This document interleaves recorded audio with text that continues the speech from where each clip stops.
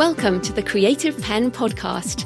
I'm Joanna Penn, thriller author and creative entrepreneur, bringing you interviews, inspiration and information on writing, publishing options and marketing ideas for your book. You can find the episode show notes, your free author blueprint and lots more information at thecreativepenn.com, and that's Penn with a double N. And here's the show. Hello creatives, I'm Joanna Penn, and this is episode number 649 of the podcast, and it is Thursday the 13th of October 2022 as I record this. In today's in-between-isode, I have a discussion with author, artist and book cover designer Derek Murphy about options around AI art. So make sure to have a look at the show notes and the transcript, as I have included links and images of my own AI-generated art as well as Derek's and more examples. So I started using AI-generated art earlier in the year to pair with my ebook special edition NFTs on OpenSea. If you go to jfpenn.com/NFTs, so NFTs, you'll find some of my images generated with a tool based on DALL-E, which was in closed beta but is now open to everyone. And you can just go to openai.com and it will take you through to the DALL-E 2 engine, and you can just, you get a certain number of images for free and then you can pay for more. So definitely worth a play.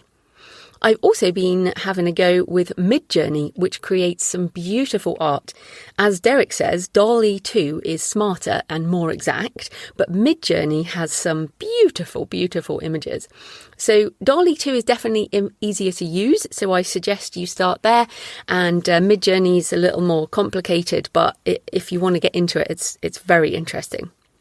So there are obviously problems and controversies which I discuss with Derek, including the fact that these models are trained on human artists' work, and while the output is not plagiarism because it's not directly copying, many think artists should be compensated for training the models or able to opt out of being a model.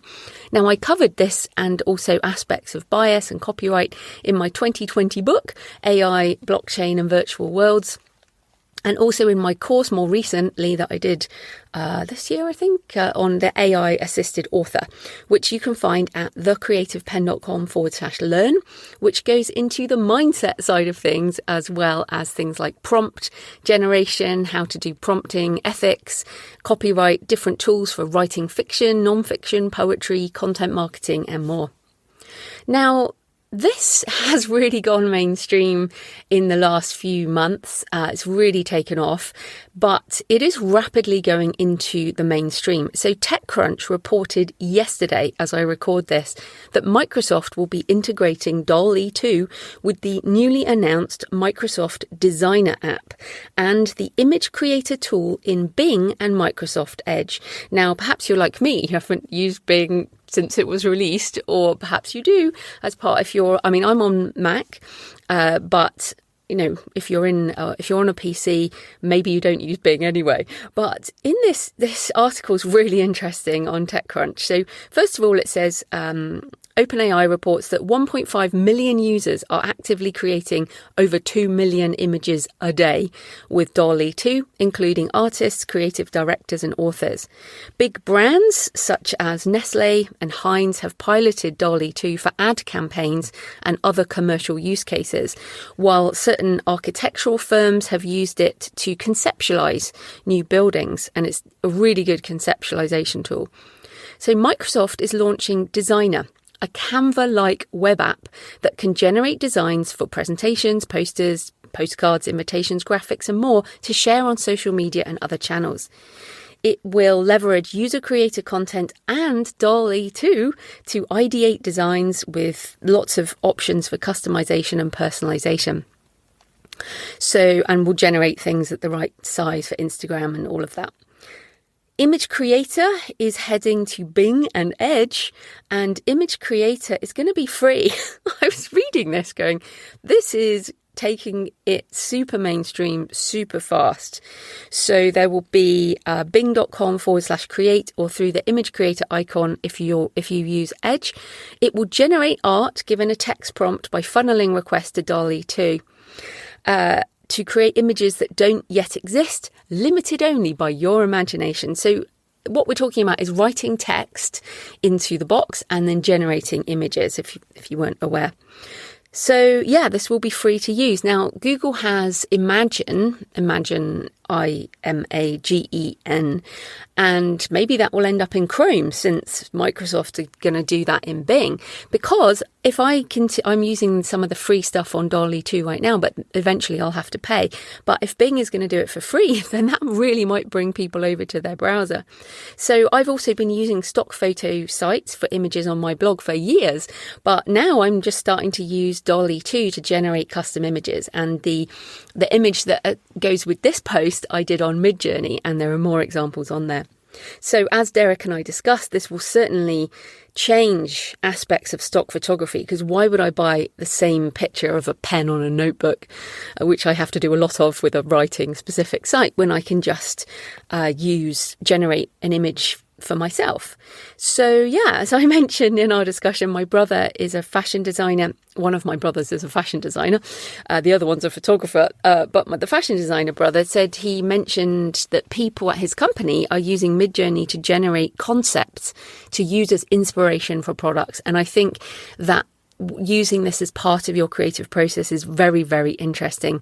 And as ever, I am excited. You can probably tell both Derek and I are excited, not afraid. It's about using the AI tools. And as Kevin Kelly says in The Inevitable, brilliant book, it's about working with the robots, not against them, in order to achieve our creative vision.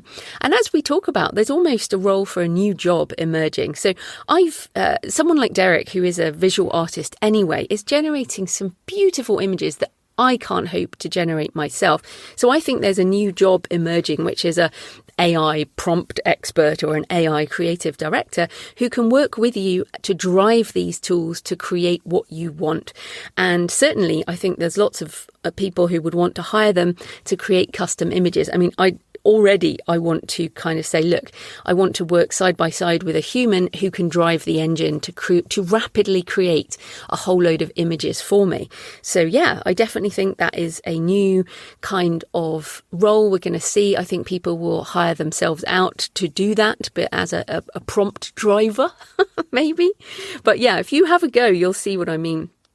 Also, we mentioned that both Google and Meta for Facebook are developing video generation tools. So you'll be able to generate entire videos, so a book trailer or an animation or whatever you want with text. So this AI for creativity, and I guess turns into marketing, because marketing is creative and there's a lot of creativity used in marketing. So yeah, this is changing so fast, and as ever, I will try and surf the wave and bring you with me on the ride. But I hope you will have a go at this, and also that this might help you understand the possibilities for AI in writing or music or whatever creative industry you're in. You can find more of my episodes on this. So, for example, on GPT-3, which is the text, what OpenAI's text generation tool is, at thecreativepenn.com/future. Lots there in all of these areas. So this episode is sponsored by my course, as I mentioned, on the AI assisted author, which you can find at thecreativepenn.com/learn. And it goes into a whole load of stuff around mindset, ethics, copyright, tools, and more. This episode is also supported by my wonderful patrons who essentially fund my brain and the time. I mean, this episode took loads of time to do the notes because I've been generating things. And although the corporate sponsorship on the other episodes pays for hosting and transcription, my time is absolutely paid for by my patrons. If you are a patron, you get access to a private Q&A every month where I answer questions on writing, marketing, publishing, and AI and futurist type topics, mindset, anything you want. You can support the show with just a couple of dollars a month at patreon.com, patreon.com/thecreativepenn. And they have a lot of different currencies as well. Right, let's get into the discussion with Derek. Derek Murphy writes urban fantasy, YA and romance fiction, as well as books for authors on writing and marketing. He has a Ph.D. in literature and is also a visual artist, designer and course creator. So welcome back to the show, Derek. Hi, thanks for having me on. It's been a long time since we've talked. It has indeed. And I mean, you and I go way back now. You designed some of my early book covers. I want to say like 15 years or something. I think I found one of your books in Portland a long, long time ago, and I was really excited because I wanted to be a writer. So that kind of got me onto the path. Yeah, I mean, it is kind of crazy how long we've known each other online. But yeah, you were on the show in 2014 talking about book cover design. I can't believe how time passes. But give us a bit of an update. What does your author business and your author life look like right now? Sure. I started with fine art. I was a painter. I did my PhD in literature. And then I was doing editing and painting. And then I transitioned towards book cover design. So I did that for quite a long time. But book cover design has changed a lot in the last 10 years because of all the new technologies. But in the last few years, I switched more to passive income with some courses so that I could focus on my fiction. And in the last basically 5 years, I think I've written like 20 something novels, but I haven't finished a whole series yet. And this month, I'm finally finishing a full series, which is kind of a big deal. So I've been doing like just enough work to get by. But now that I have a finished series, I think I can focus more on my fiction as an income revenue, which hasn't been the case so far. Wait, what's your fiction name so people know? I use DS Murphy, and then I also use Drake Mason as a pen name. And it's mostly like Twilight with mermaids and vampires and things like that. So young adult, plot heavy fantasy, I guess.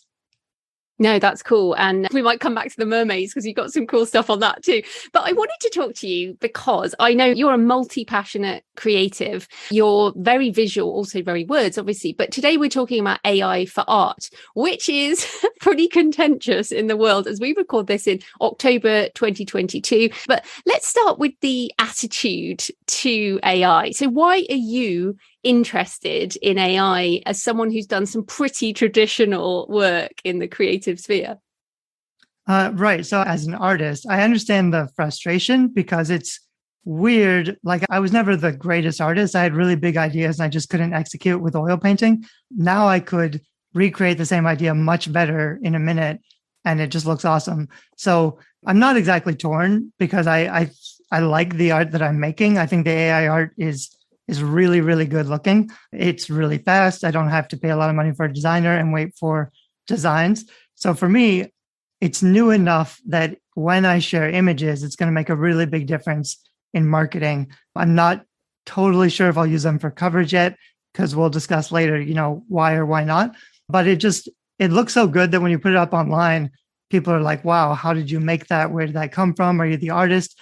And so real artists are getting really upset because they don't feel like AI art is real art. They think that art requires skill and hard work or passion. Like the struggle to create something is where the art comes from. And if it was just made quickly, no matter how beautiful it is, it doesn't count because there was no struggle. I don't really believe that. I think that's kind of a leftover of the starving artist mentality where like it's the same discussion you hear with people who write books quickly and they write lots of books because they know what they're doing. People who are still struggling with their first book say, well, my book was hard work. I suffered for my art. So my book is art, even if nobody likes it. Whereas those people who just pump out books, it's not art, even if they sell a lot of copies and the readers love the books. I think that's a weird argument to make, but it's the mindset a lot of creative people are kind of stuck on. No, I agree. And I was actually going to use that example too. It's the sort of what is real art if the viewer likes and has an emotional connection with what they're looking at, in the same way that a reader can read a book that was written quickly and love it, and they can read a book that took 20 years to write and they didn't love it. Who are we? I mean, we have an opinion as a creator, but the opinion of the person on the other end, the consumer, can be completely different, right?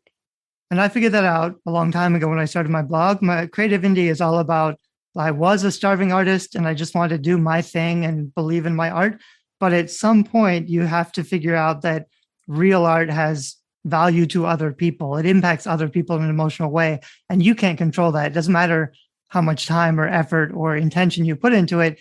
It comes down to, does the market respond? Does the audience respond? So some creative people think that that's selling out if you make something that other people like.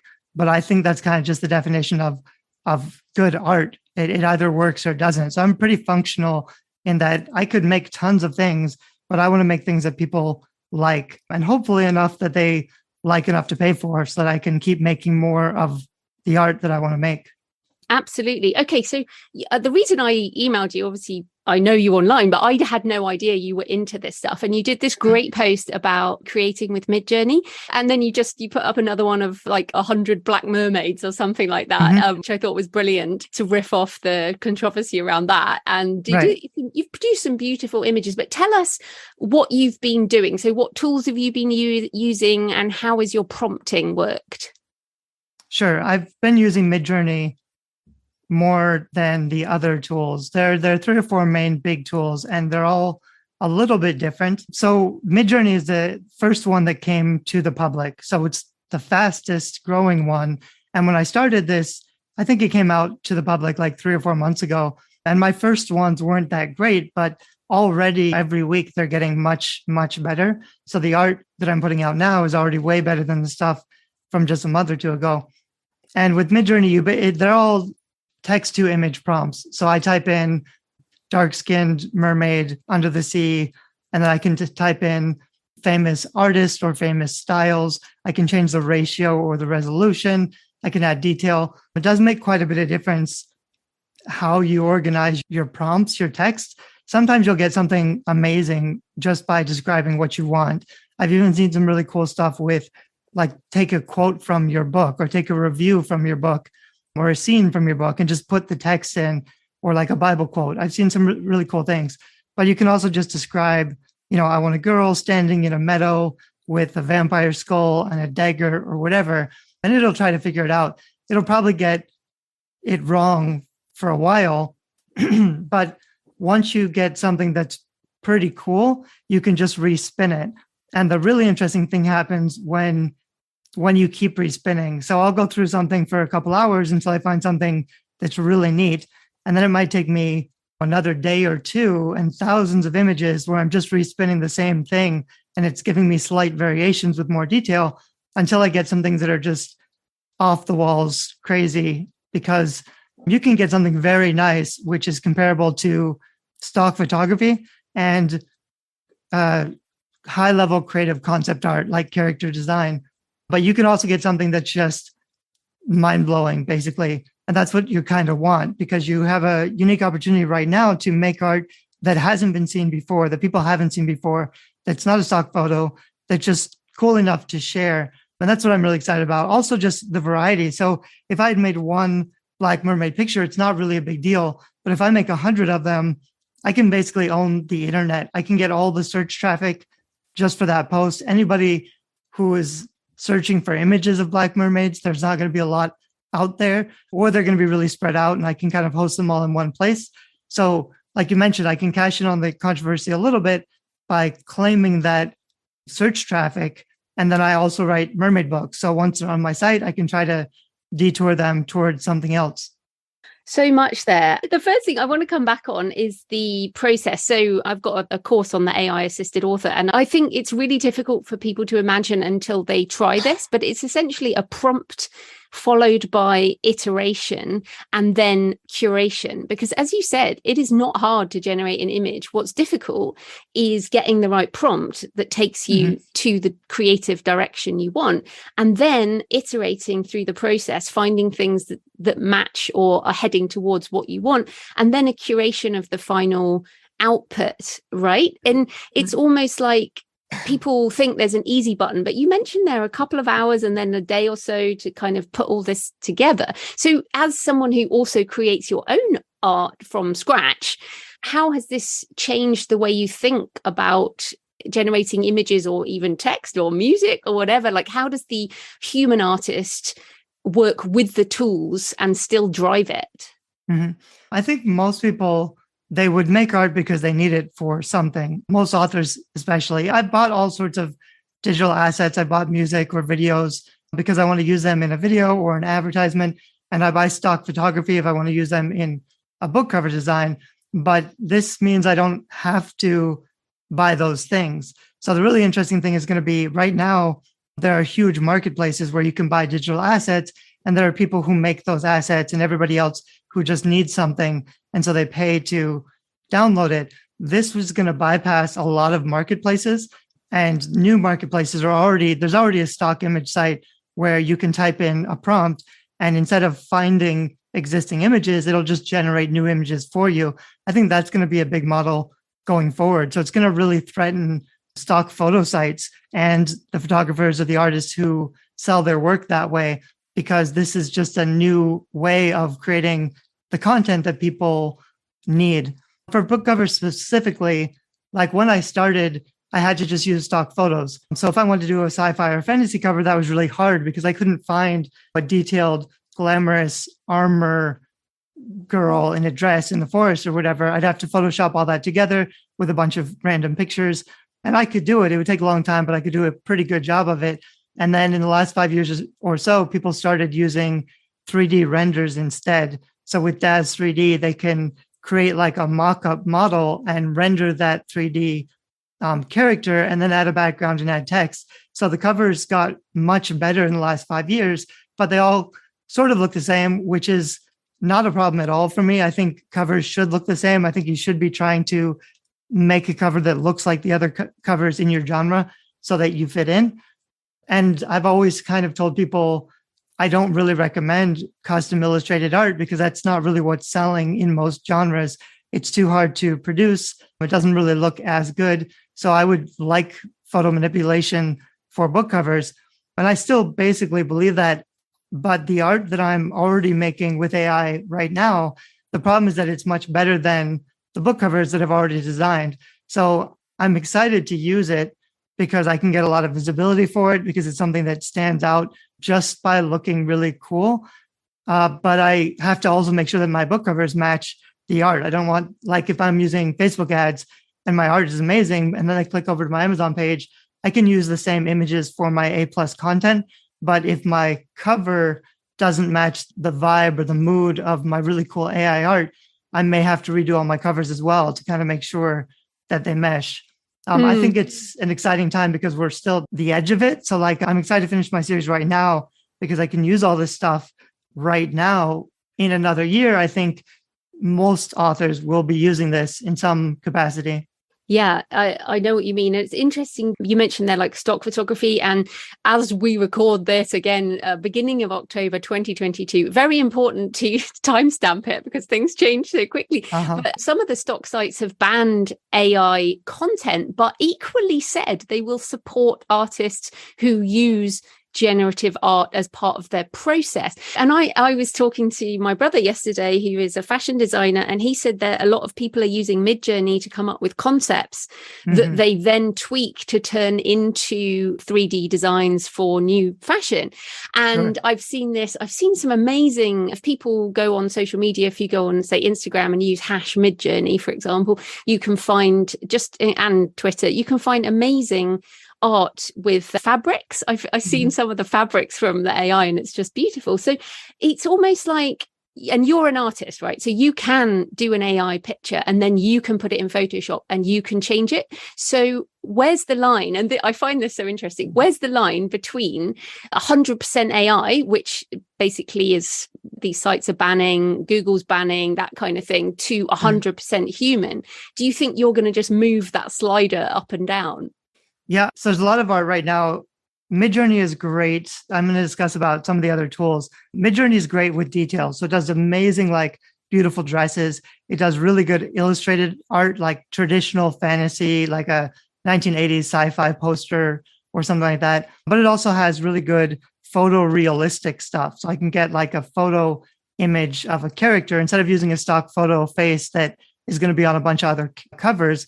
I can get something that's really unique that looks like a photograph, but is too pretty to be real. Like I couldn't have made it even with photography, but it's not quite there yet on all of the details. So if I want to make a complex scene where the character is standing with a dragon behind them and a castle on a mountain somewhere, I can't dictate where all of the pieces are going to show up. And it gets tricky with like hands and fingers and faces because it can't do everything all at once. but sometimes it's sort of guessing in one direction that's a little bit closer, and then you go in that direction. Right now, most of my art, I could, like for some of my book covers, if I want to use them for book covers, it's not quite there yet with Midjourney, and I'd have to put them all in Photoshop and choose different elements, and then maybe replace the face or fix the hands and fingers. I don't think in another month or two, I don't think I'll have to do any of that. So I'm not really in a rush because I think soon it's just going to be perfect. And then there's not really any sense in going back to Photoshop. And the nice thing about Midjourney too is that it does really good with emotional scenes. The problem with Photoshop is if you're not very good at Photoshop, you can put all the elements together. You can put the character in the background and the text, but it just won't look very good and it won't look very emotional. The best you can hope for is that it communicates the genre really well, which is what you want. But it would be great if you can also hook them with a really strong emotional, like this is just beautiful artwork. And Midjourney does that really well. The other one that's, I don't think fully public yet is DALL-E 2, but it will be fully public in another month or so. I think DALL-E 2 is smarter, but it's not pretty. So some of the tests I did, for example, I want this artwork where the Grim Reaper is kind of, he's got his arms wrapped around this girl in a white dress. So that positioning between two characters is really tricky. I can't get Midjourney to do anything quite like it. So I'd have to Photoshop elements together to make what I want. But in DALL-E 2, I can already put in some other artwork that is the idea that I want, the concept that I want, and it will understand the scene well enough to recreate the scene. You know, like basically a Grim Reaper with his arms around a girl flying away. It's ugly in DALL-E 2, but it understands the concept and it gets much closer to what's the idea of this piece.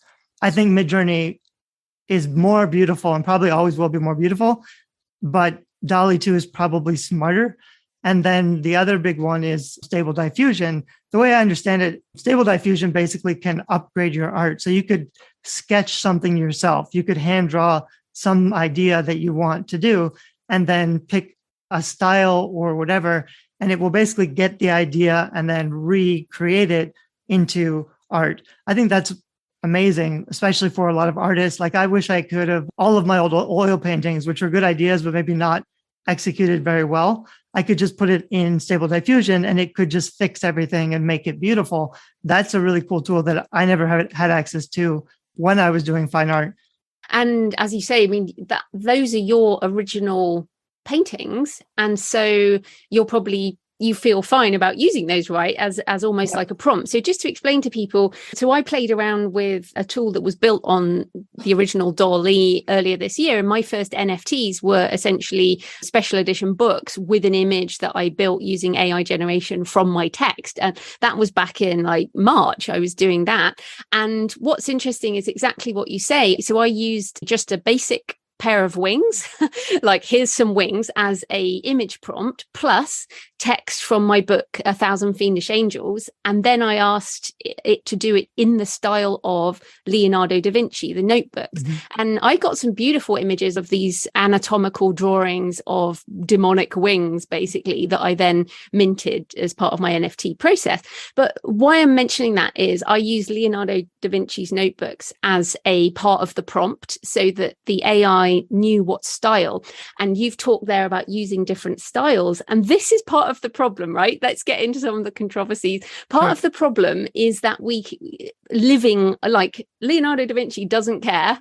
He's also out of copyright, but many people are using living artists' work as a style prompt. So talk about how that's working and what your thoughts are on that. Sure. So that's the easiest way to get started, but also, of course, it has big differences, big controversies and difficulties, because what everybody else is saying is that all AI art stole content from other artists. So you can't trust any of it because we don't really understand how it works or where it's pulling its sources from. So because it stole all these pictures from all over the internet, we have to be very sensitive about using it. So that's kind of just on the back end of how the art was made. It looked at millions and millions of pictures. A lot of those pictures were from stock photo sites, to take one example. So it looked over maybe iStock or Deposit Photos. It looked at all those pictures. And legally, the way it works is that it's not illegal because everybody can get inspiration from looking at a picture. I'm allowed to look at a bunch of stock photo pictures to get an idea and then create new art. I don't have to buy every picture that I looked at if I'm not actually using it. I'm using it as inspiration, but I'm not like copying, pasting a little piece of this picture.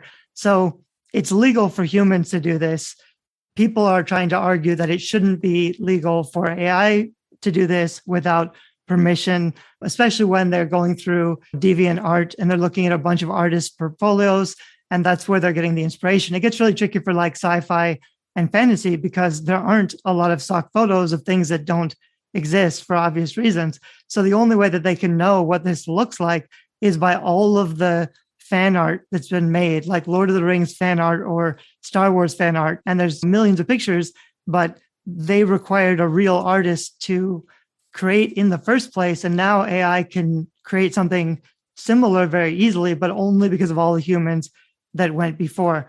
So that's why people are upset, but it's not illegal because they're not really using the image itself. They're just looking at it for inspiration to create something different. With the prompts, if you're using a specific prompt of a specific living artist, right now, that's an easy way to get some good results. I think probably there's a strong legal case for those artists to sue to get their names blocked. And that's already sort of happening in Midjourney where certain terms are banned. So you just can't use those terms. I don't know how they're going to deal with it because I think every artist would have to bring their own law case and most artists just aren't going to bother doing that. But I think we will see that. They might just, a blanket statement. You can't use the names of any living artist, but that means like somebody's got to go through those millions of names and figure it all out. I don't know if that's ever going to happen either. Yeah. And just to be clear for people listening, as far as I can see, and from what I've read, it is not plagiarism. So plagiarism is on the output. So if I download your book, one of your books, and I upload it under my name, or I take your piece of art and I publish it under my name, that is plagiarism. But what is amazing for the text and the music as well, and the art, is that what the AI is generating, it's not plagiarism. It's, as you said, it's learned and it's modeling, but each output is completely different, which is it feels kind of miraculous when you play with it, right? You can generate 100 different versions of the same prompt, and it's not plagiarizing anyone, even though it might be in the style of Leonardo da Vinci. So I think it's so difficult. And yeah, as you say, I think it's almost too late. But also I want to come down to what I think is where we're going to have to go with all of this as artists is, look, we're already in an age of digital abundance, right? You go on KU and there's a billion books, or you want to do some art, there's a billion images and loads of images every single day coming out of these machines. So it's almost like if we're in an age of abundance, the artist themselves has to build a personal brand. In that we've always said this, but if you are an artist whose work is popular enough for people to use you as a model, maybe there's ways you could actually riff off that as, look, I am a leader in this field. I am someone that people want to emulate. I almost feel you have to turn it on its head. You know what I mean? Yeah, I would definitely do that if people were using my name. And it's almost something like I could try to shoot for. Like if I created, 1 million awesome pictures of a certain style and then use my name or a hashtag or something so that I could, when people search for best prompts for Midjourney, which is something people Google, and I should just have a blog post about that. There's two things, because on the one hand, I get a lot of traffic by teaching people how to do things. And on the other hand, I'm finally at the point, like with my own writing, where I can just use it for myself. So I'm excited. I made the series that I finished is a vampire book. So I made 100 really sexy male vampires, but they're all different. They're all unique. So instead of just like with an ad, instead of putting one vampire, I can put a Facebook post with 100 vampires and my blurb and my book. And the advantage is that people don't really click or share an ad, but if it's just cool art, if I target people who like vampires and they just see this huge gallery of 100 vampires, they're going to spend a lot more time clicking through and looking at all the different pictures. I'm going to get more engagement. That's something I couldn't have done even if I hired one artist to make me a couple really good pieces of art. It's the quantity that I think has the most value, because I can suddenly make not just tons of different stuff, but a whole bunch of very similar stuff that has its own kind of value just because there's so many, the diversity of the different images that I'm sharing. So instead of getting someone's attention for 2 or 3 seconds, I can get their attention for 5 minutes because I have to look through all of my images. And that's pretty valuable because it tells Facebook or Google that people are spending time on my site, and that'll be good for me. Also, I can immediately get them in the mood, like with my blurb, with my vampire blurb, even if though it's pretty good, I can, with one image of a vampire, I can make them feel all those feelings that when they were reading Twilight or their favorite vampire media or whatever, I can just show them pictures and get them to feel like they want more of that kind of content because it's already in them. They already have that affinity with vampire art, and they've never seen any vampire art as good as the ones that I'm making with AI or Midjourney. So I'm excited to share those because when I do it, it'll be the first time people have ever seen something like that. So I think my ads will get a lot more traction and cost a lot less, which should mean that I can sell more books.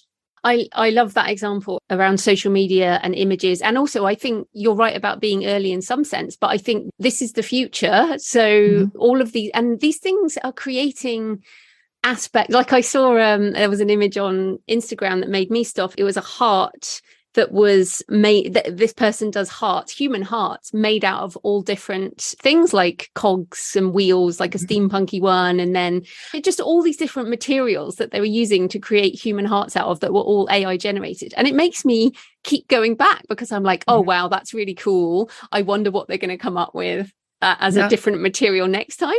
And so you're completely right. But let's talk about, you mentioned before the difficulties with using it in book covers versus things like social media. So let's talk about copyright. I've been part of talking about this, and I've done submissions with the Alliance of Independent Authors to the World Intellectual Property Organization, the UK government, about what's happening. But essentially the legalities are way behind. So what are your thoughts on copyright and this AI art? Sure. So the reason that most book cover designers are so against it completely, which they kind of have to be because it's their business, but it's that you can't really copyright the images that you create with these tools.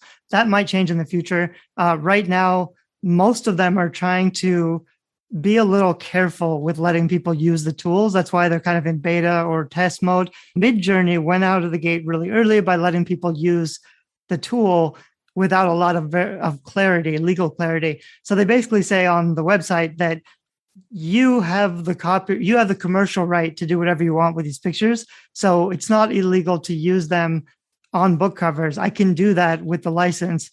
So whatever I make on Midjourney, I can use however I want.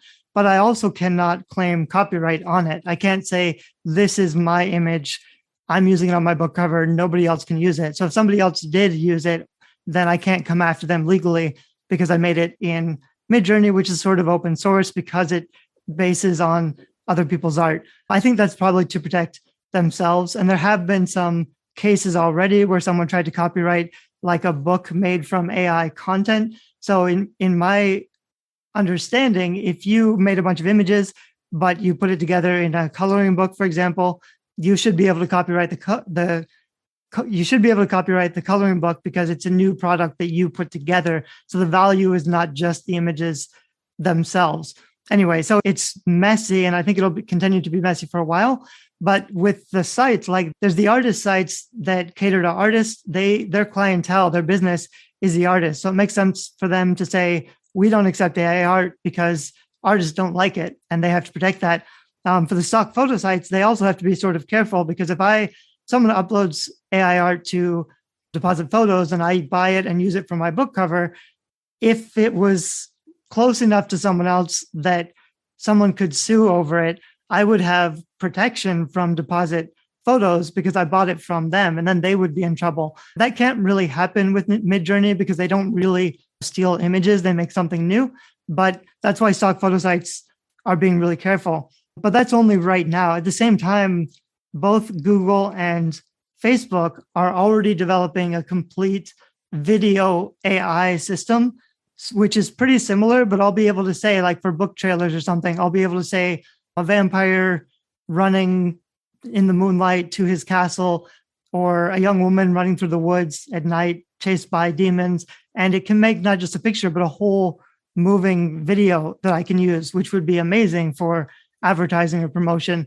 And those are in the works. So the main thing is that like those are owned by the biggest companies in the world, and they'll want to profit or monetize, or they'll just use it for their own things. I wouldn't be surprised if like they create their own stock video or stock photography sites, fully AI, to compete with deposit photos or stock photos who have been around for a while. But I think AI is going to be so much better.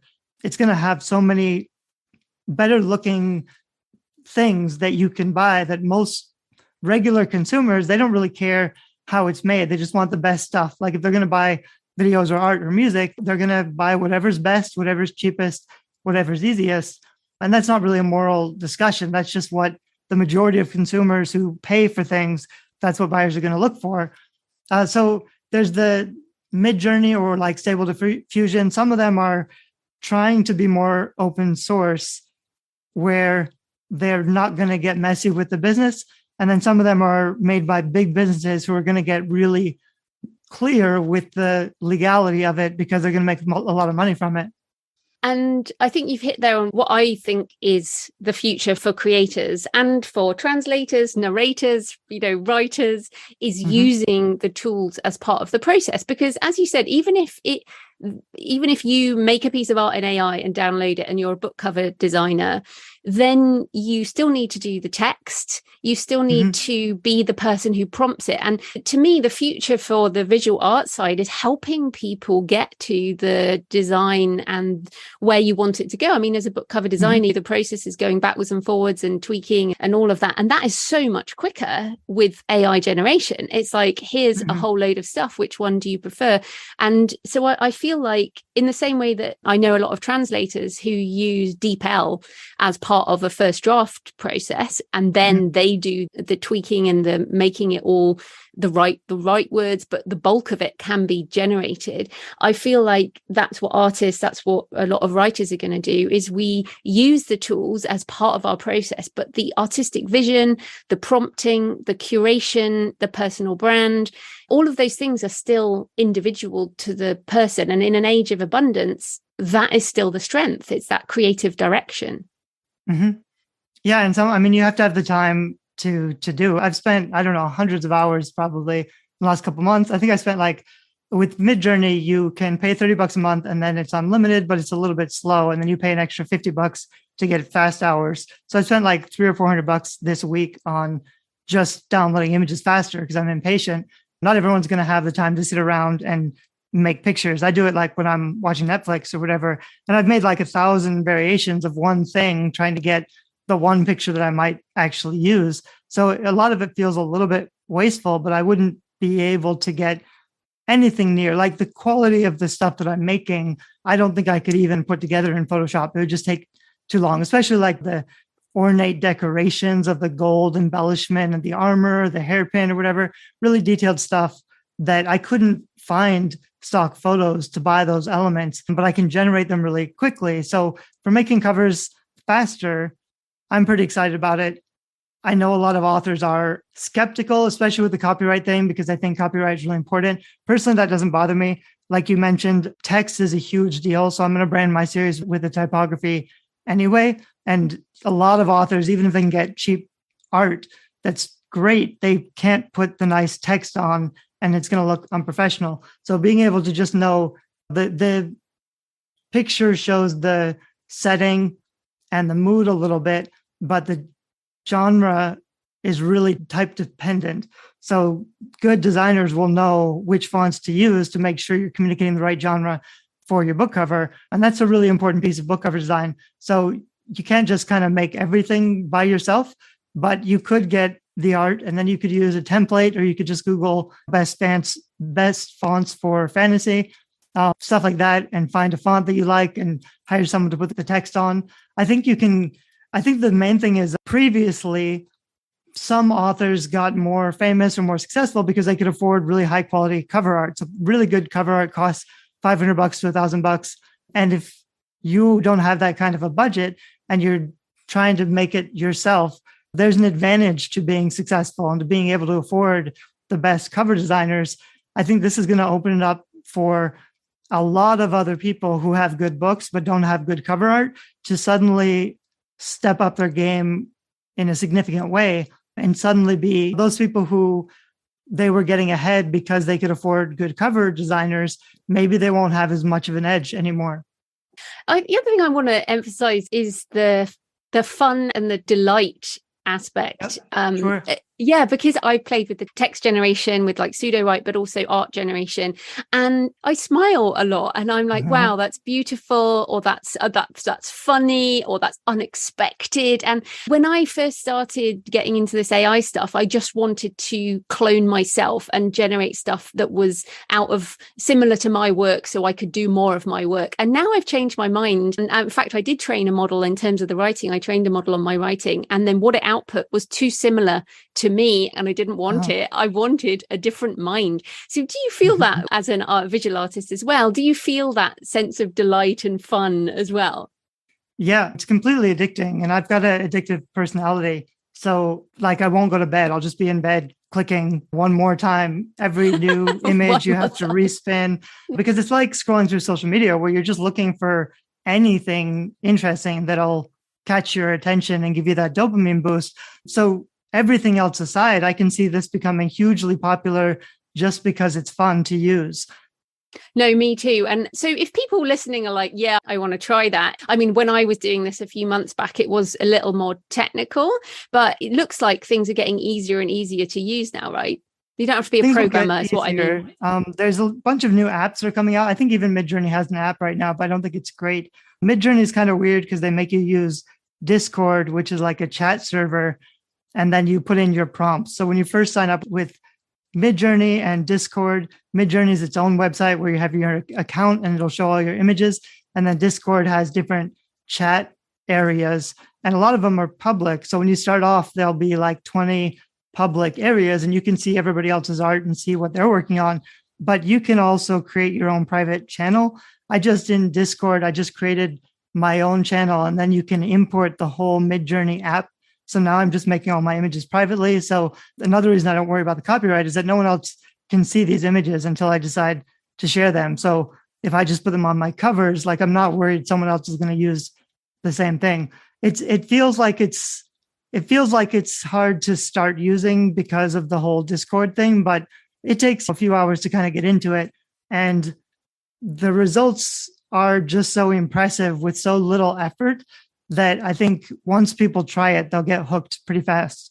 And as you say, things are changing. I mean, I've really noticed, and we're doing this because people have asked me in a way, like even 4 months ago, people were saying to me, I don't want to hear about AI, stop talking about it. And then now people are like, oh, tell me about this AI art. It's almost like in the last 3 months, even as we talk, this has gone mainstream and it's really hooked people because it's so easy to see visually rather than read stuff. I did want to mention, I only saw this today actually on Twitter, the website Generative.com with 2 R's. It has images and prompts to use with DALL-E too. So presumably you can also do that. And they have generated movie posters, which people have started to talk about on Twitter as using for book cover design because it includes typography. So, and that's the first time I've seen it. I mean, this tweet only came out a couple of weeks ago as we record this, but it's like, where do you think we're going to be within a year's time or 3 years' time? I think that is very likely and kind of crazy. I haven't played around with the typography yet, but I have seen some of that stuff. So I could say the title of my book cover design, this is what I want, and it'll just make the whole finished thing that I could use. I think we'll be there within a year, which is insane because then nobody will need cover designers anymore. They can just make their own art. I'm always sort of on the side of making it easier for people to do creative things better. So authors are more suited towards writing. Writing is probably the main skill that they want to get good at. So it doesn't make a lot of sense to invest a ton of time getting good at Photoshop or something.